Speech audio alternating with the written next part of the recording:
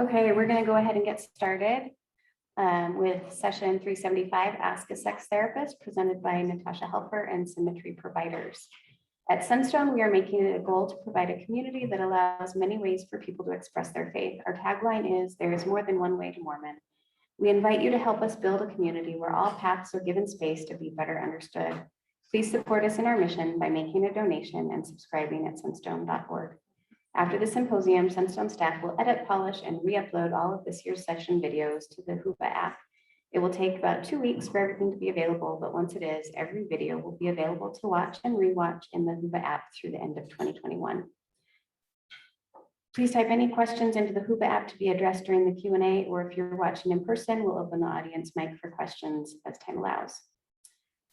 Come enjoy a candid Q&A where any question goes. This has been a well-attended session in the past where sexual topics can be broached in a sex-positive, evidence-based, and humorous way. Coming from a culture where sexuality can be treated in rigid ways, it can be healing to have a safe space to talk openly about questions and concerns. Natasha Helfer, LCMFT, CSTS, received her bachelor's degree in psychology from Brigham Young University and her master's degree in marriage and family therapy from Friends University. She also received her certifications as a sex therapist and a sex therapist supervisor from the American Association of Sexuality Educators, Counselors, and Therapists. Natasha is a speaker, writer, and podcaster with 23 years of clinical experience, primarily working with the Mormon clientele around issues of relational health, faith transitions, and journeys and sexuality.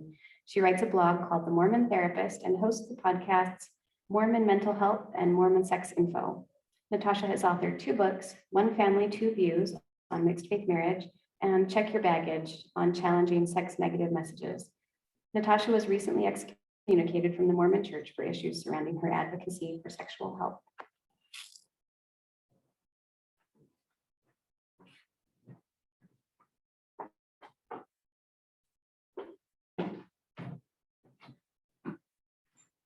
Hello, everyone. Hopefully you can hear us. We're trying to manage being heard by 2 mics. And I have Jenny Elledge with me. She's part of my group at Symmetry Solutions and is training under the same kind of training that I did to become a sex therapist. So she is joining with me today. And she's a licensed marriage and family therapist and has been in practice for about a decade, almost. Yeah. Okay. So that's a little bit about Jenny. And she's from Florida, but also does online work. So before we get started, I just have a few disclosures or expectations for what we can expect for today. Anytime that we're going to talk about sexuality, I just want to kind of address that sometimes questions come up about sexual trauma, sometimes they don't. Regardless of whether or not they come up, usually this setting, other than some basic information, is not necessarily super great for addressing the difficulty and complexity of sexual trauma. So I'm not saying don't ask me questions about that. I'm just trying to give honor to the fact that that's a complex, difficult topic. And I also always want to just name that in any given group, 1 out of 3 female bodies will report unwanted sexual encounters before the age of 18, and 1 in 6 of male bodies will report the same. So that means in a group such as ours, there is most definitely likely those of us who have experienced some level of sexual assault. And so I just want to name that because that's typically something that you may or may not be thinking about when we're talking about sex. So given that, if you find yourself uncomfortable to the point of needing to self-care, please do so. If you need to walk out, I don't care. I'm not offended if you walk out. If you need to get one of our stress balls from our Symmetry Solutions table, be pushing on it or whatever, do whatever you need to do to take care of you. And if because of the short amount of time that we have, we do ask that your comments remain fairly short as far as question format, that you can tell us maybe a little bit of background, but just not to go over probably 2 or 3 minutes in your question asking. And we will respectfully interrupt to get you back on track if needed, and that's done with love and respect. I also ask that if possible, if at all possible, you would really consider this session one where we are in a confidential space. So I know this is a public kind of, conference and there's people online and all of that, but I think people are usually fairly vulnerable during this session, and as much confidentiality as we can offer each other, that would be great. And then the next thing I would say, especially if you're not here with a partner, but you are partnered, is don't use Jenny and I as clubs back home. Meaning, well, these ladies said this, so now you should do this, that, right? So we don't want to be used, we don't want our information to be weaponized. It can be okay to say something like, I heard an interesting concept today. I wonder what you think about it, etc. Or this would be meaningful for me if we were able to discuss this. That's different than, pounding your partner with information you got at a sex Q&A. So given that, do you have anything else that you would add to that? Okay, so given that, it's just like, hit us. That's what we're here to do.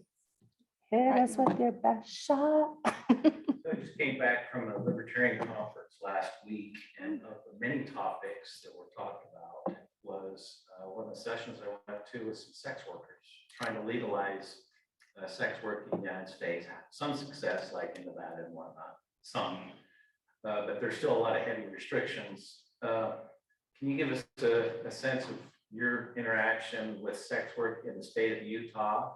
And I know there's little to no possibility of that being legalized.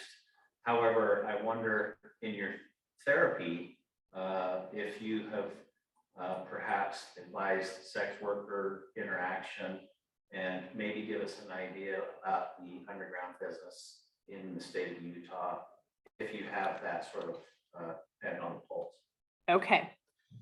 So I would say, just right off the bat, I'll speak for you and for me. Jenny is from Florida, and I just moved here from Kansas a year and a half ago, like 2 months before COVID started. So I've been kind of shut down in Utah. So I don't know that we'd be able to speak very much about Utah types of issues in regards to that, but I will share a few thoughts just in general as far as national trends and things that we see. So oftentimes I believe that we conflate the conversations about sex work with sex trafficking.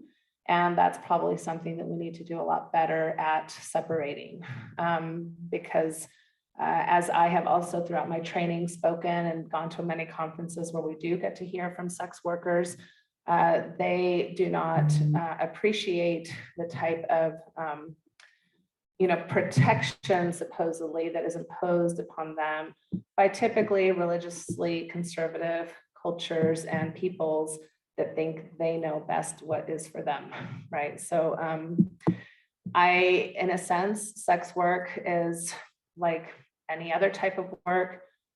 Some people really enjoy it. Some people find it empowering and helpful in their life.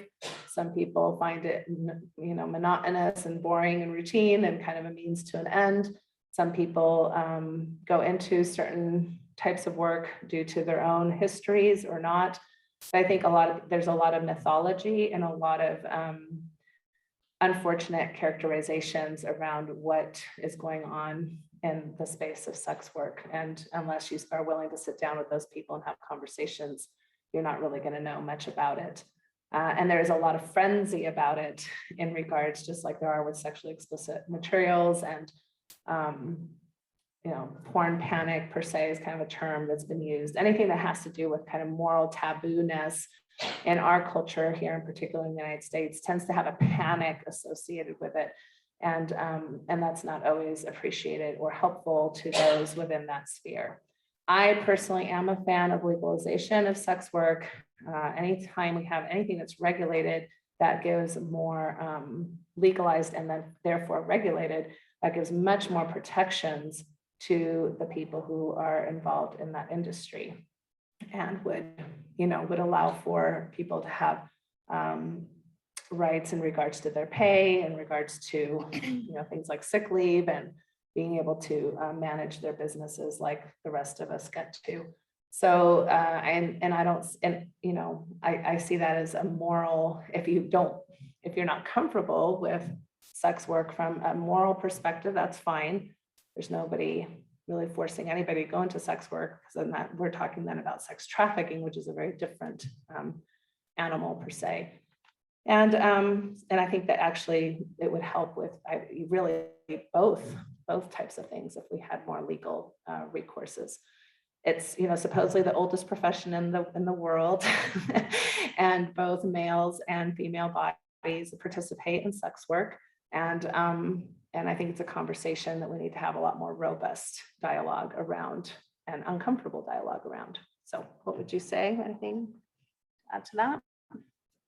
The only other thing I can think about is sexual surrogacy, but I don't know if that's necessarily something to be addressed, but it's about the same category, right? Yeah, so yeah, go ahead.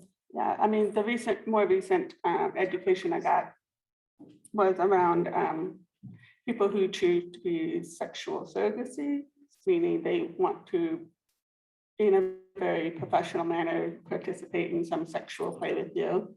And I know they have their own underground type of work too. I don't know how much legalization there is, at least in Florida. It was really, really hard for me to even find information on that. So I was really thankful to get that education coming my way. Yeah, so sexual surrogacy really here in the United States would probably be considered sex work. At the same time, the state of California, and it was actually our vice president at the time when she was a prosecutor, said that they would not prosecute sex surrogacy in California while she was the prosecutor, but that didn't legalize it. And sex surrogacy is a service that's done more from the perspective of helping people with sexual dysfunction, sexual issues, but hands-on.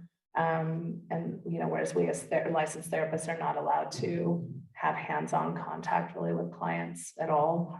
Even hugs are kind of questioned, although I'm a pretty big hugger. But so that's kind of the difference. In Israel, sex surrogacy is legal, and that was started mainly because of concerns for veterans who came back with a lot of issues and amputee issues, and also for the concern for developmentally disordered people who, maybe are not going to necessarily have a lot of success having a partnered relationship with somebody, but still want to experience sexual things. So it's a whole thing. We could talk about that really for an entire hour. But good question. Anybody else? And if you don't want to come up and ask a sex question, the good thing about WOBA now is that you can put it in there, even if you're here. How can an LDS person who has been raised with a lot of negative messaging surrounding sex determine if their strong aversion to sex is due to being asexual, an orientation which the church does nothing to help members identify in themselves, or due to other factors like internalized negativity and shame towards sexuality, hormone imbalances, depression, etc.? And then a follow-up to that, given that some members of the church may not realize they are asexual until after they are married, do you have any tips for making marriage work for those who might find themselves in this scenario? Okay, so what's interesting about the term asexual is that currently in the statistics of the United States anyway, about 1% of the population is claiming that orientation. And this is anecdotal, so I mean, it's not formal research, but in my office, I would say this is a question I get from low desire females in particular, probably about 30% of the time that I'm seeing female clients like in traditional Mormon marriages. So I think that's a really big disparity between what I'm seeing coming in. How many people are asking me if I would agree that they're asexual versus what the overall population is saying. So my guess is that there's probably a lot of peeling away the onions, right? As far as being curious as to why you might be presenting as low desire or asexual. At the end of the day, nobody has a right to label you other than yourself. So if people are coming in kind of wanting some type of criteria, none of these orientations are diagnoses. They're not diagnoses. They're very personal orientations about how you want and feel your sexuality determines within yourself. So I'm going to ask you a lot of questions about that, but there are a lot of things that can contribute to low desire. And just off the top of my head, I know that my list at home has like 12 things on it, but mental health, depression and anxiety and some of these mental health disorders, one of the symptoms is low desire. I do think that traditional religious upbringings definitely play a role, especially for females, in regards to not having been allowed to go through a more normative sexual development and being able to own their own sexuality. Instead, I think we do a very gatekeeping role for females in Mormonism about kind of guarding yourself from male sexuality. And then finally, when you get to be sexual, there's a lot of like being a good wife and being a good mother and being a good, everything. And so that I hear duty sex narratives, what I call duty sex narratives, over and over and over and over again in my office, which is not so much about really honing into your own pleasure and desire, but in honing into your partner and wanting to keep them happy. And I say your vagina doesn't really care about your partner and keeping them happy, but your brain does. And so your vagina, if it's not aroused and happy and you're pushing it to do something because your brain says you should, you're kind of developing a pattern with your sexuality that is not pleasure-based. And therefore, there's probably not going to be a lot of drive associated with that.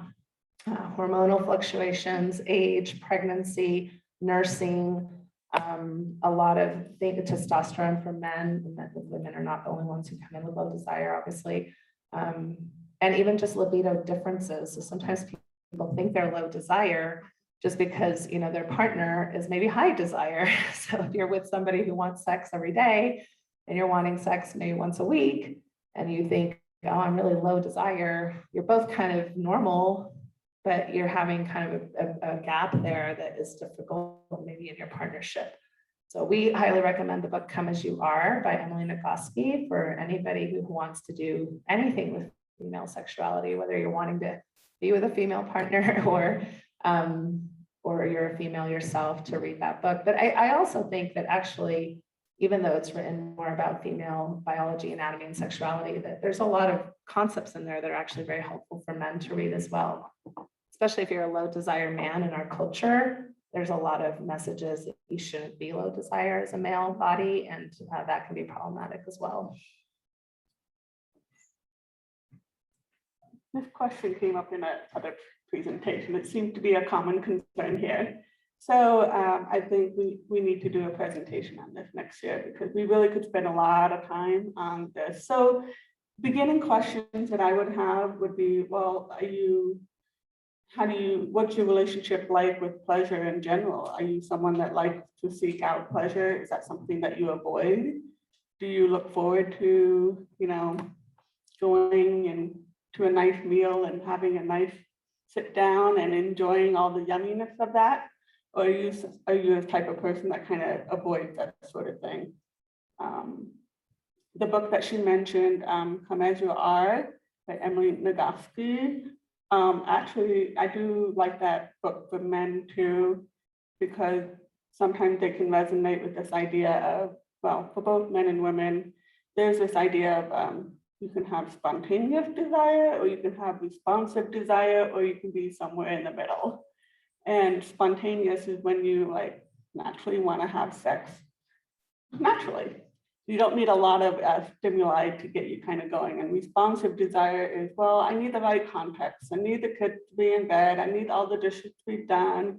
And also I need to have not been mad at my coworkers all day and blah, blah, blah, blah, in order for even to consider the idea that maybe some sort of sexual play can happen. That's responsive desire. What is the other question? Wow, there's a lot more. Yeah, I mean, things like, how old are you? are you in the first half of your life? Are you in the second half of your life? Those are going to be very different scenarios for you. Antidepressants tend to lower your libido. Any other thoughts? Well, I would say, so let's say that you do come to the conclusion that you are asexual after going and talking and maybe trying a few things and looking over kind of your life and things, and you're in a marriage where there's a partner who isn't asexual. So then at this point, I would consider you kind of in a mixed orientation marriage, and how you are going to manage that can be, different for all different kinds of people.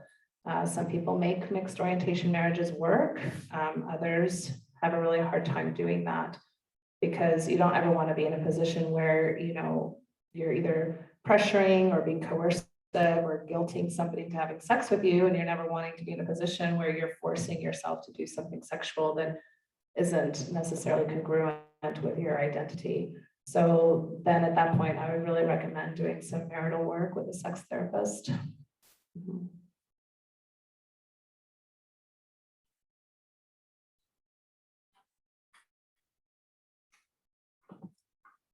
So having grown up Mormon, I kind of had this uncomfortability with my own body.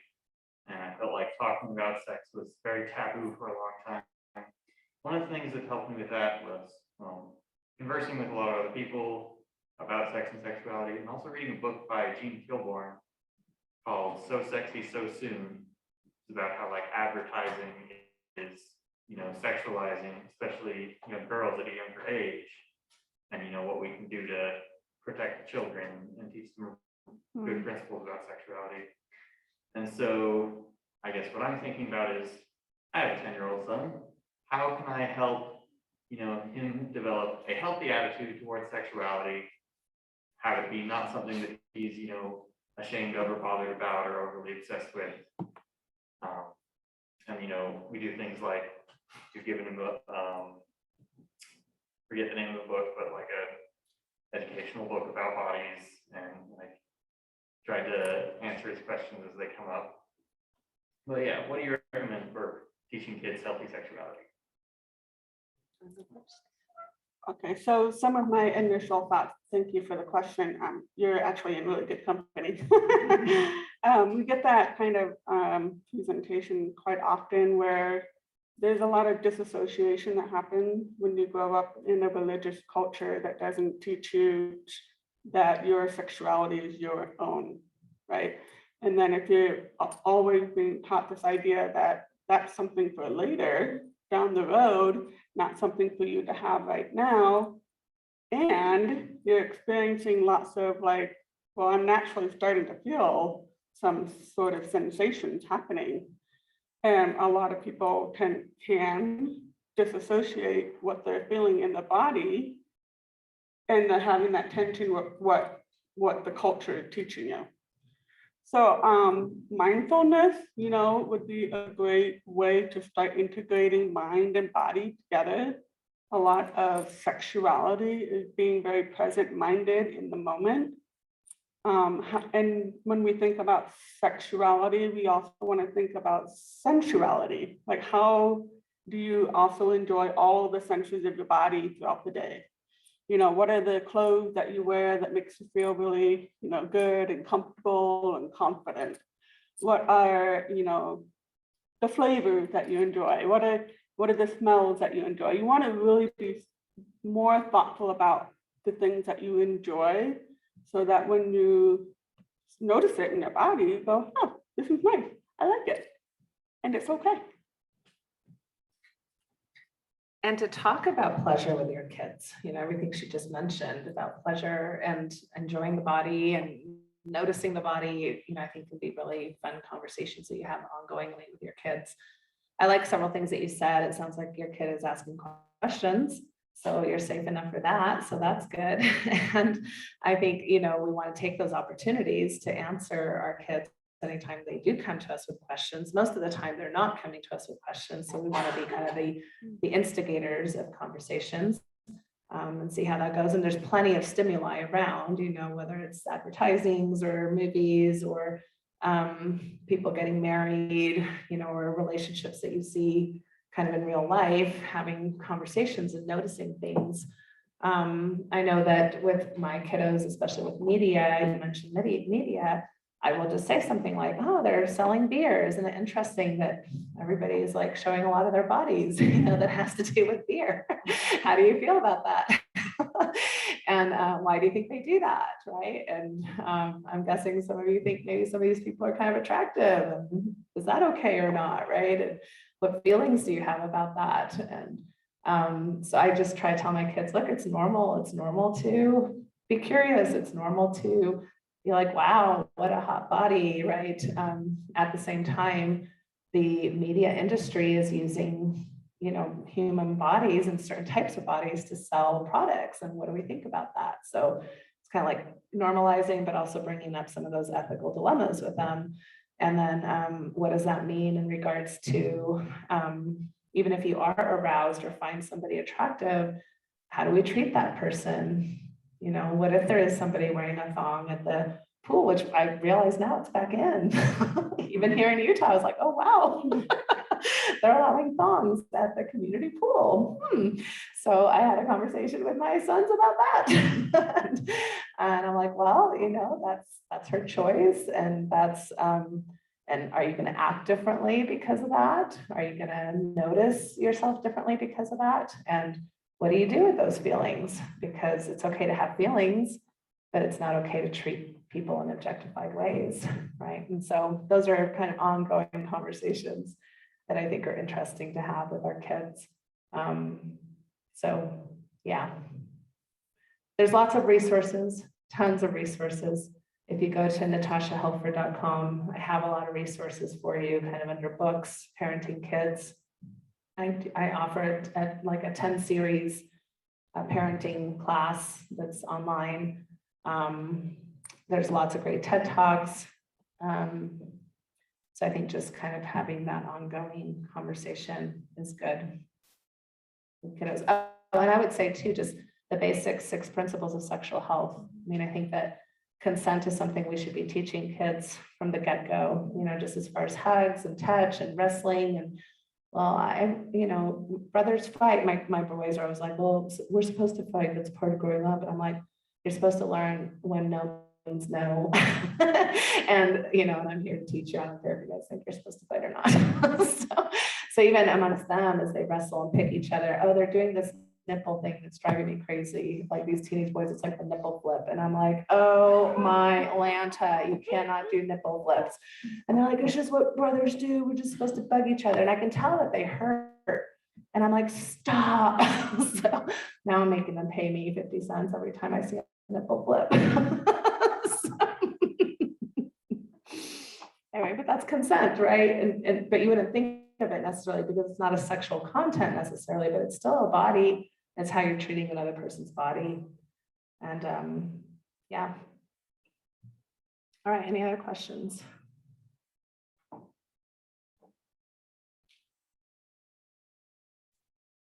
Right. Will polysexual ex-Mormons ever be accepted by this generally liberal community? Is the association with Joseph Smith too much to overcome? Do you personally think it's a type or orientation or lifestyle preference? Okay, that's a lot. Wait, can we frame the question again? Will polysexual individuals ever be accepted in our, I guess, post-Mormon community is, I think, what they're talking, or liberal community? And do we think it's an orientation or a lifestyle? And what about the roots with polygamy? Wow. Yes, there's a lot.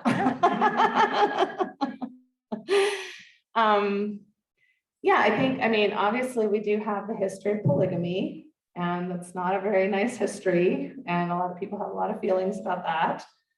And again, for me, whether it's masturbation, polygamy, missionary position sex, masturbation, it's all, those are just things. They're just things. How they're being used and whether or not they're being used in a way where you're following the principles of sexual health are a very different thing. So really the polyamorous and a consensual non-monogamy community is very much into following the principles of sexual health. That's in general, right? I mean, it's a general population. And there's a lot of books and websites and support groups that really focus on making sure that if you're going to have a non-monogamous relationship or lifestyle, if you want to call it, that you're doing that in an ethical way. And probably the book that started the whole kind of, well, probably not, it's called The Ethical Slut. That's one of the older books. And she does a really good job of talking about ethics in regards to sexuality and relationships. So we live in what I call a monogamous privileged culture, where it just seems like monogamous relationships are healthy and safe and best.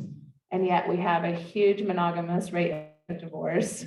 We have tons of domestic violence happening in monogamy. We have lots of sickness and illness in all kinds of relationships, just like we have good, healthy relationships in all kinds of relationships. So polygamy, as far as the Mormon construct, was a coercive, abusive practice. People's salvation with God depended on whether or not they were in a polygamous relationship. Right? That's not a pleasure model. That's not a determined model. So anything that's coercive, let's just talk about the 6 principles of sexual health, since I was talking about them. Consent, non-coercion, protection from STIs and unwanted pregnancy, shared values, honesty, and mutual pleasure.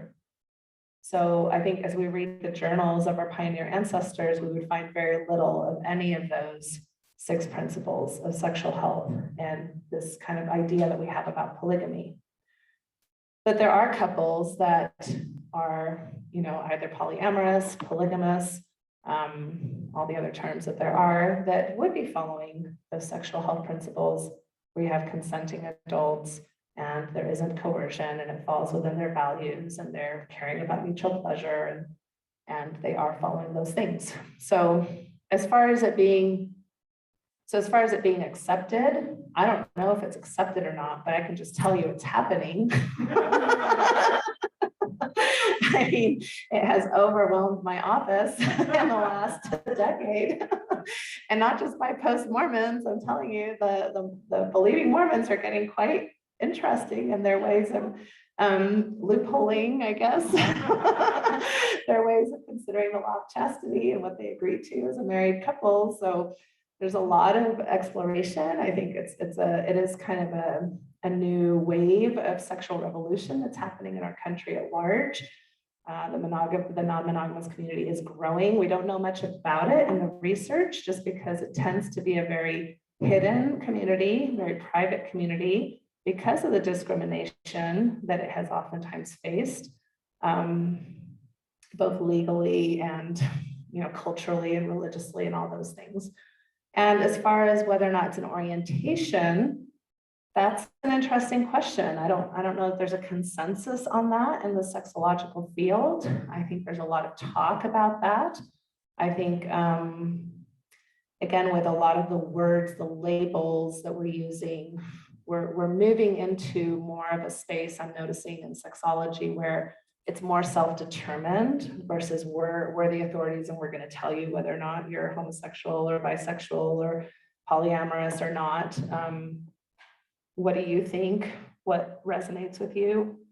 We're also finding that throughout the course of life, people do have some levels of fluidity in regards to how they present sexually, and that has to do with both gender, sexual orientation, and sexual behaviors that are interesting to them. So something you find erotic, if it turns you on when you're 25, may not turn you on when you're 43, and vice versa.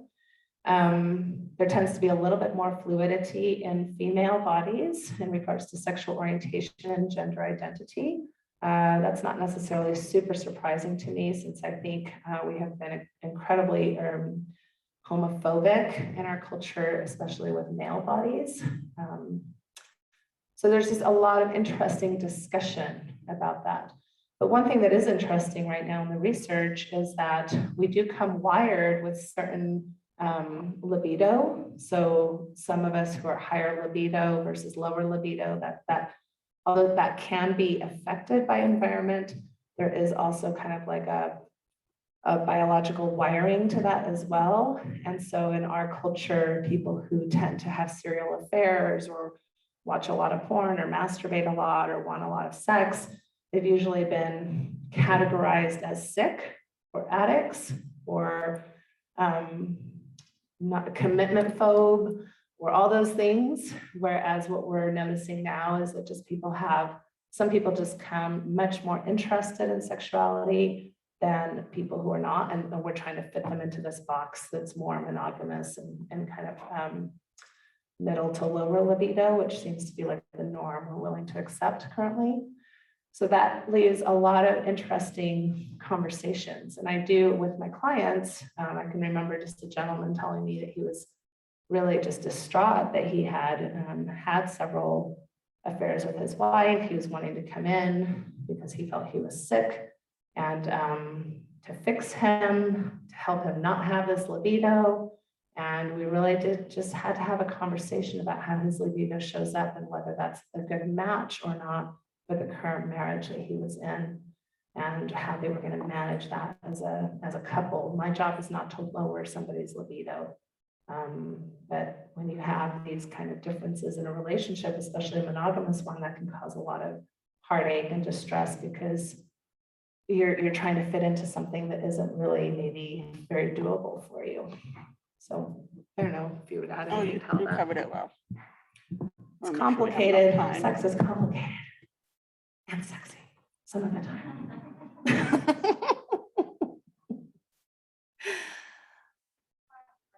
Yeah, and you too. So you and then you.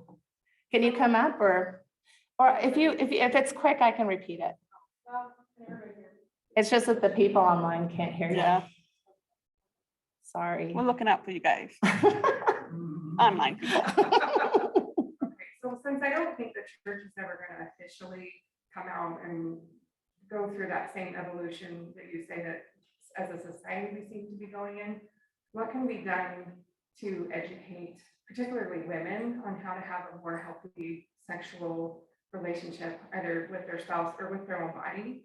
I used to sell romance enhancement products and parties, and gotta tell you, Mormon women are kind of kinky because they just like are so repressed, and they would go into like the buying room where it was just the two of us, and they just had so many questions, and I would just spend so much time just telling them it's okay, you know, and what can be done about that? Because I know the church wants you to have a good sexual relationship with your spouse, to, you know, have a healthy marriage, but they don't tell you how.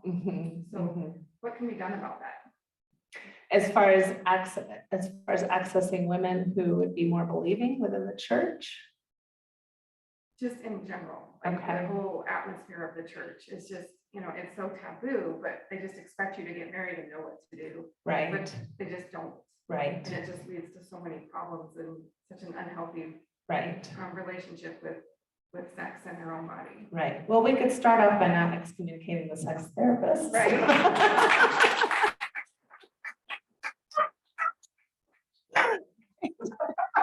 That would help.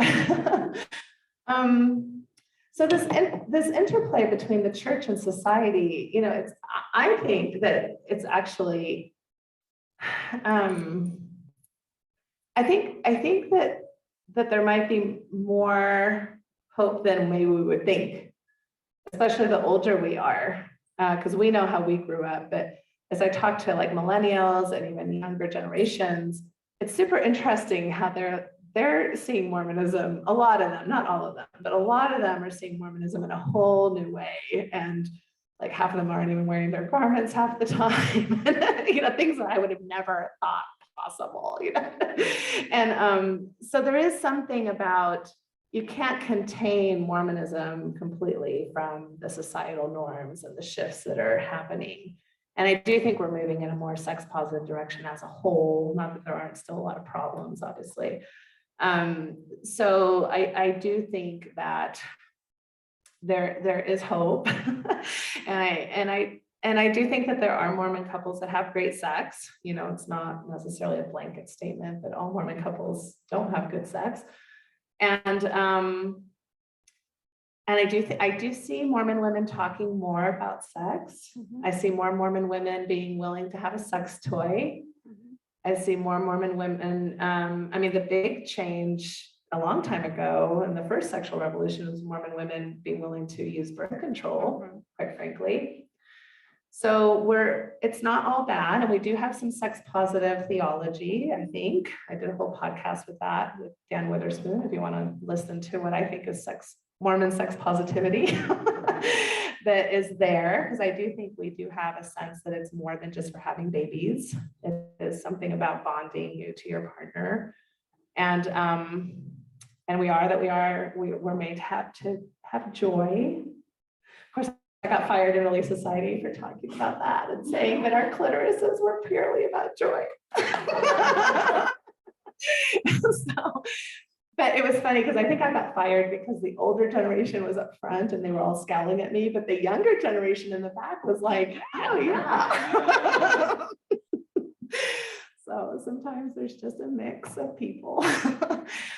So I think there's more hope, but I think if you have an opportunity to talk to Mormon women or you have a friend or things like that, like really hone in on their language, you know, and their values, you know, and if you have a person who's like, oh, I don't know if I should get a sex toy.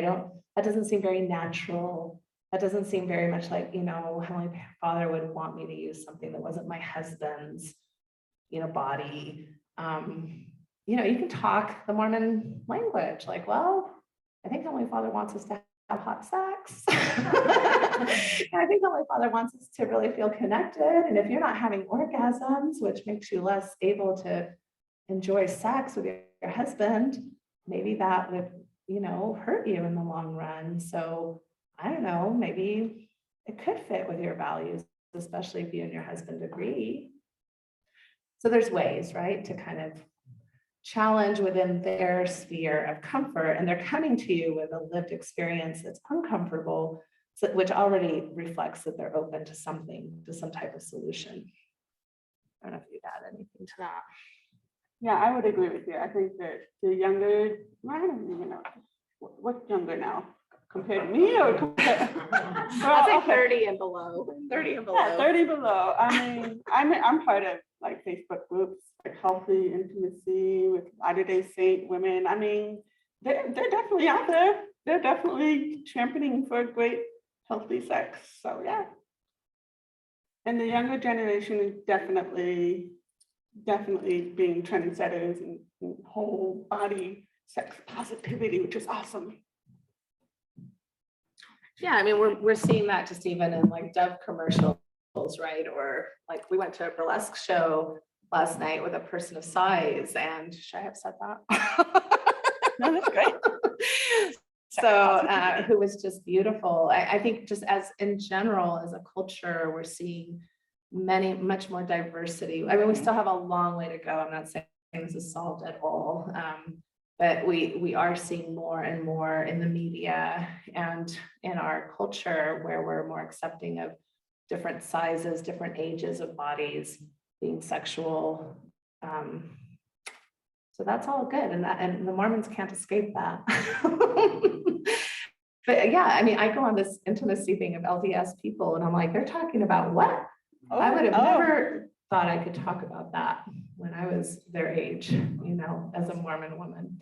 So social media is it's a place where you can talk about things that maybe you're embarrassed to talk about with the people you know in your community, but now all of a sudden you can ask somebody privately. In fact, that's the whole reason I'm a sex therapist, is because of my Flipping Mormon Therapist blog, which when I started, it was supposed to be a Dear Abby about mental health for Mormons. So I thought I'd be like, oh, I'm on an antidepressant, or am I depressed, or how do I parent my child? No, it was like, can I have oral sex with my husband? Is anal sex okay or not?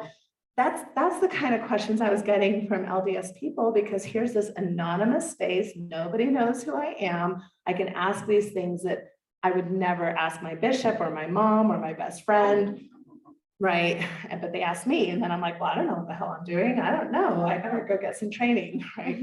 And I made some mistakes along the way. Like one of the ones I corrected later was the anal sex one. I was all like, yeah, I don't think that's very natural. And I don't, and I made a public apology for that post, probably about 5 years later. Yeah. You had a question.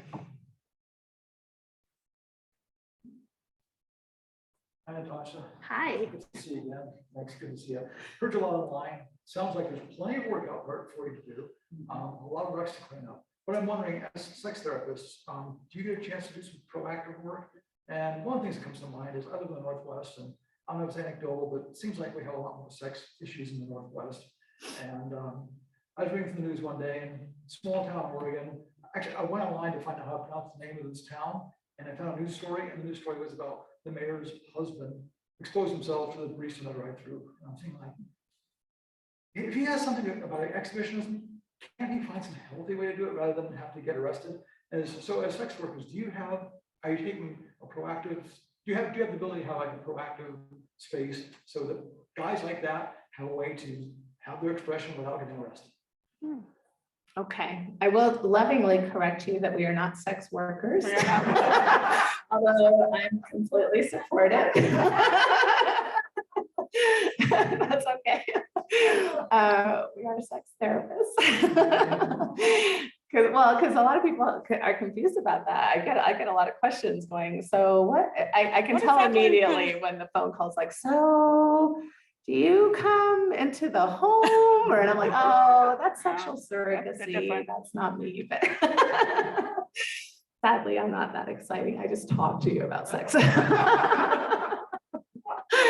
But anyway, yeah, so I mean, you mentioned a small town, right? And small towns in this country tend to be slightly more conservative.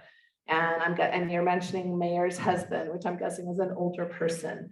So yeah, if you live in a small town, you're 40 plus, I'm guessing you probably hit quite a bit of sexual repression in your sexual education.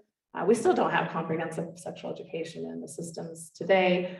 And it's kind of like when you suppress sexual things, what tends to happen is that things come out anyway. Things will end up coming out anyway, and usually not in the healthiest of ways.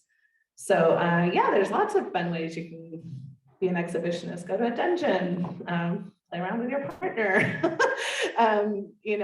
There's fantasy world. There's all kinds of things that you can do to enjoy the excitement or the fantasy or the fun of being exhibitionist. I mean, quite frankly, the largest growing pornography right now is amateur porn. That's a bunch of exhibitionists just putting the video on, saying we want to show the world what we do. So there's like five themes. I don't know if I'm gonna remember them all, but Justin Lay Miller just did a great research book, about what Americans fantasize about, and they fell into like 5 main themes, and one of them was like exhibitionism, like showing off to other people. One was anything to do with like a threesome or orgy. One was gender bending, homoerotic things, even if you're considering yourself a heterosexual. BDSM, so power plays, like I'm the dominant or I'm the submissive. And anyway, what else? There was one more. Anyway, I just pulling this out of my head, but yes, I think probably the one area that is most problematic in regards to not knowing how to find an outlet is for what we would consider actual pedophiles, which is a very specific diagnosis. I know that everybody likes to say Joseph Smith was a pedophile. Joseph Smith was an abuser of minors, but pedophilia is really an attraction to prepubescent minors that have not gone through puberty. And there is some research to show that there's like a developmental issue there where they're actually maybe kind of at the same developmental area as who they're attracted to. So that has a lot of ethical implications of how we can help those people have outlets that are not children, because obviously we all have that goal.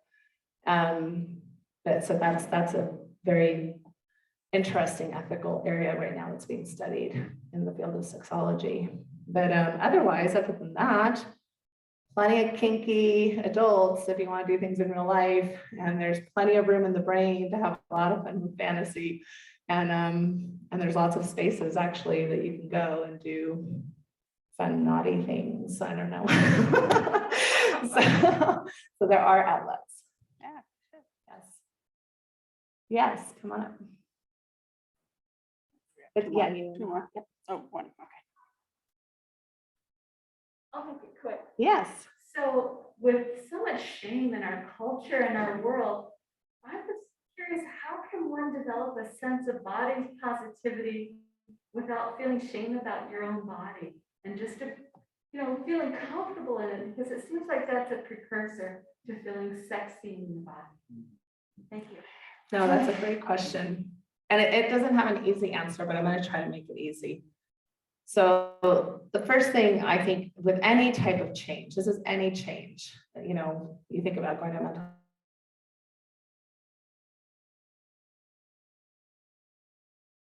You have to give yourself permission, right? You have to say, I get that this is an issue for me, and I'm going to give myself permission to honor this part of my woundedness, and I'm going to give myself permission to find the time and energy and even money sometimes to address this issue in my life, right? So it's not going to just poof, go away just because I had a magical thought or because somebody told me something cool. My job would be super easy. I'd be an educator if that's how we worked. I wouldn't be a therapist, right? If I could just give you a good idea and you'd be like, oh yeah, that makes sense. See you later or never because you solved my problem. But that's only the first part, is educating ourselves, but then you have to trickle it down, right? And so the trickle down part is practice. You have to put things into practice. So what are some ideas with body positivity? Well, just looking at yourself in the mirror, noticing your self-dialogue, for females in particular, getting a mirror down there, really looking at your vulva and your outer labia and seeing what you're thinking as you look at yourself, and just being mindful, like how many are negative thoughts versus positive thoughts? What are some positive thoughts that you can introduce? Moving your body in different ways, putting lotion on your body, allowing your body to be massaged, go to a massage person, or, so just practicing with your body. And when it comes to sex, because a lot of times this is also an issue when we're having sex, is that it's like, oh do I look the right way? Can they see my love handles? Am I, my pooch showing? And all those things. It's kind of like, yeah, I gotta let that go. It's like, go ahead, pooch, have fun. But you gotta really practice that, right? To really show up in a way that isn't performance-based. It's more pleasure-based. And usually partners are very into that, because the more confident we are, instead of hiding ourselves or don't touch me there, or the more free we are, then the more sexy we are, because it is kind of confident. If you have a partner who's body shaming you, well, that's a whole nother issue, right? That needs to be addressed, obviously, but I don't know what you would add to that. Yeah, welcome to America, where women are supposed to be this way, and you've heard that message since you were this little, right? So yeah, all the practices are great. Also, just notice what you surround yourself with, like what are the messages that you're watching on TV, and what is what are the feeds that you're feeding into on your social media. When you walk around, like you go to Target and you go, hey, look, they have all different sized mannequins. Yay! Notice that and embrace that.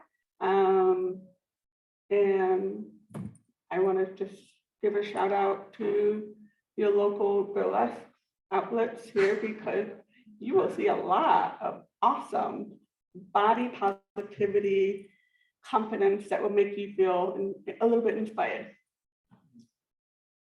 You got all the junk in your trunk. If you've got junk, and if you don't, that's okay too, because flat ass is fine.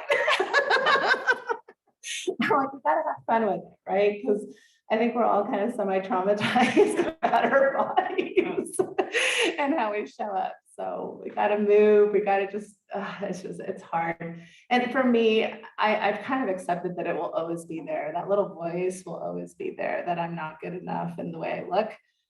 So now I just notice it. It's like, okay, boys, I see you. Whatever, I've got other things to do. Notice it, let it go. Yeah, come on up. I think we have time, yes. Natasha, you said that restrained sexuality has a way of coming out and often coming out in an adverse manner. Related to that, I've read 2 or 3 sources that have said that Utah leads the nation in sexual abuse of children. Now, 2 or 3 sources aren't 30 sources. So I'd love to get your consensus on that as a sex therapist. And if it's true that we do lead the nation in sexual abuse, how do the repressive standards of the LDS Church play a role with that? Yeah. Yeah, I'd have to, I don't have statistics in front of me to corroborate or not corroborate that, but I can look into that and get back to you. But there is something to be said about sexual abuse being more likely in religiously conservative cultures for a variety of reasons. First, just the lack of sexual education, right? So if people don't know really how to manage sexuality or what sexuality is about, the up of risky or even criminal behavior goes up.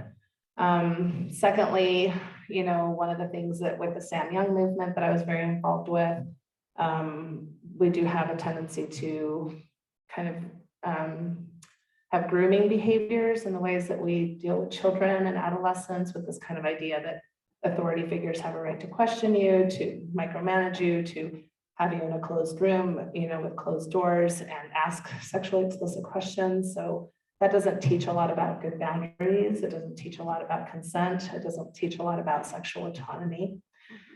So then that sets people up for risk factors in regards to sexual abuse.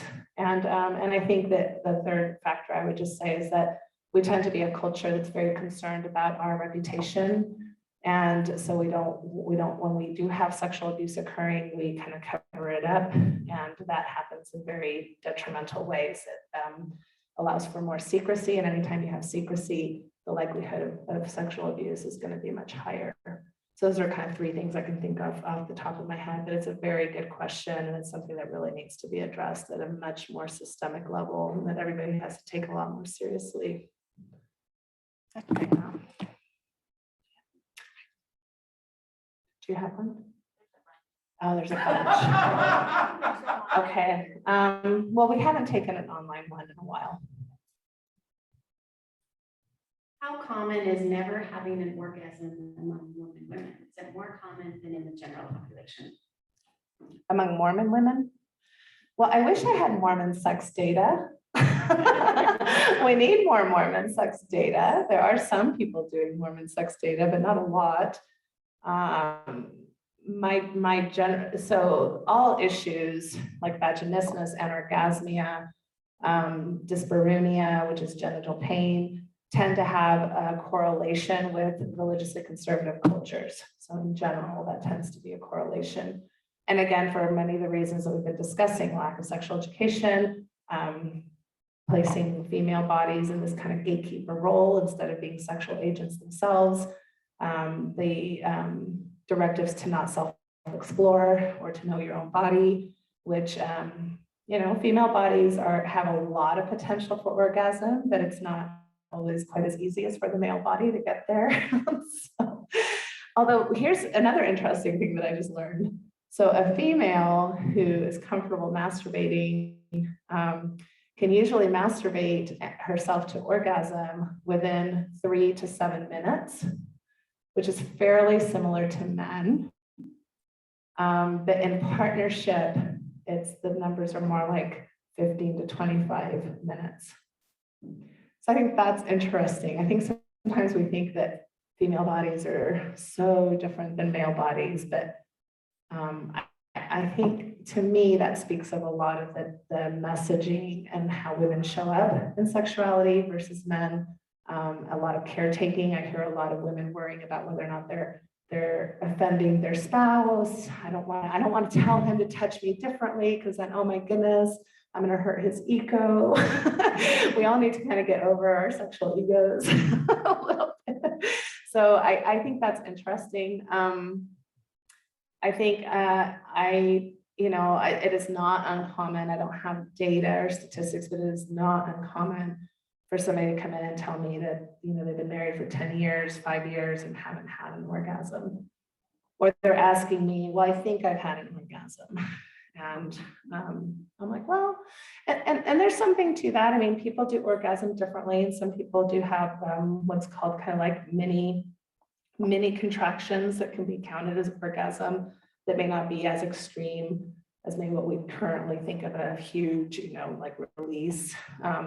So it's hard when I'm not in somebody else's body. It's like, I want to enter your body and just see what you're talking about. But I don't have that capacity.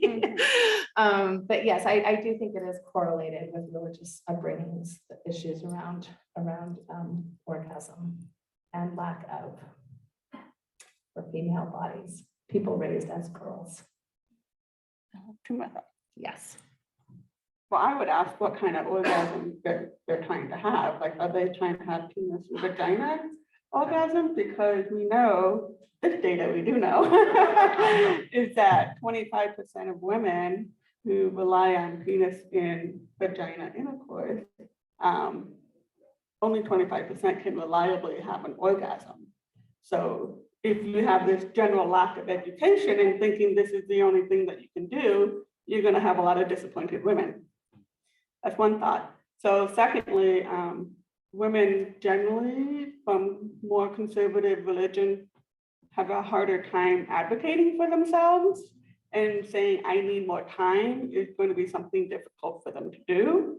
And so that's a practice that you need to evolve. Like, I might need more time in partnership sex in order to have an orgasm, and I might need something other than penis and vagina intercourse to get there.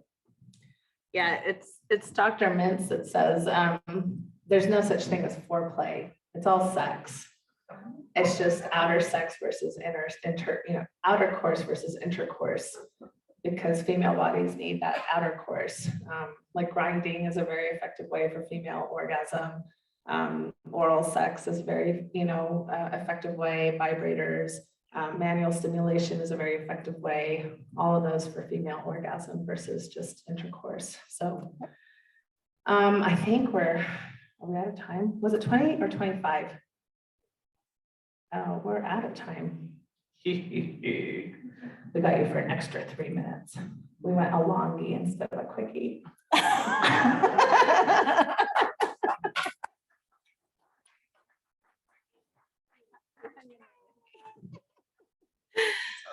All right, feel free to contact us, symmetrysouls.com or natashahelfer.com, or all the places that you can find us. And asect.org is a good place to find sex therapists. And we've got a lot of fabulous ones here in Utah, believe it or not. So